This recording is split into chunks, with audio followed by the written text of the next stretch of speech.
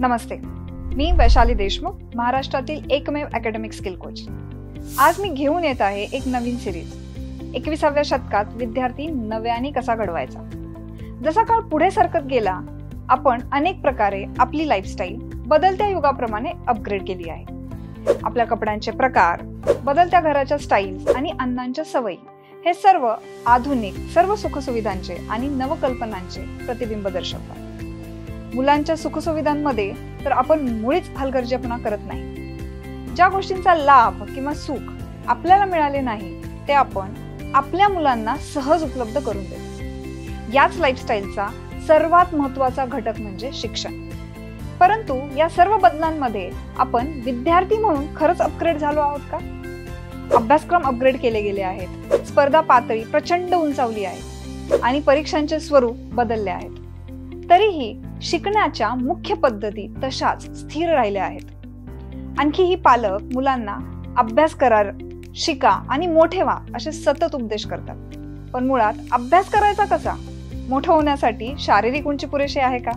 की एखादी डिग्री मोठं होण्याचा मान मिळवून देते का? कर्तृत्वान होऊन स्वतःच्या चारित्र्याची उंची वाढवणं म्हणजे मोठं होणं आहे हे कोणीच सांगत नाही. विद्यार्थी म्हणजे फक्त माहिती जमा करणारा असा त्याचा अर्थ होऊन बसला आहे.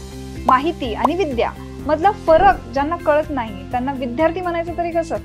बरं, पता सब कुछ है बस आता कुछ नहीं हा प्रॉब्लेम मुलांचा आहे. कारण गुगल त्यांना सगळी इन्फॉर्मेशन देतं, पण ज्ञान ते कुठे मिळतं असं झालंय त्यांचं. आणि पालक त्यांची तर अवस्था कळतंय पण वळत नाही अशी झाली. आपल्या आजूबाजूच्या प्रगतीच्या तुलनेत अनेक विद्यार्थी अजूनही पारंपरिक जुने पद्धती वापरतात.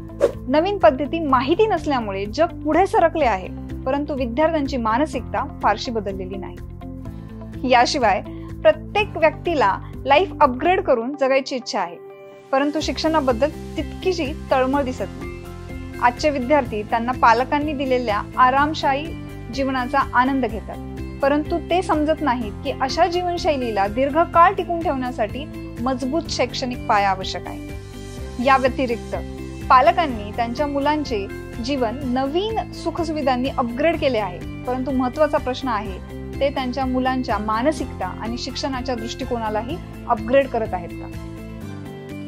यामुळे भविष्यामध्ये हे लाईफस्टाईल टिकून ठेवू शकतील आणि त्यांना अपग्रेड करू शकतील. जरी जीवनाचे अनेक पैलू विकसित झाले असले तरीही विद्यार्थ्यांसाठी आणि पालकांसाठी शिक्षणाबद्दलचा दृष्टिकोन मागे पडत आहे.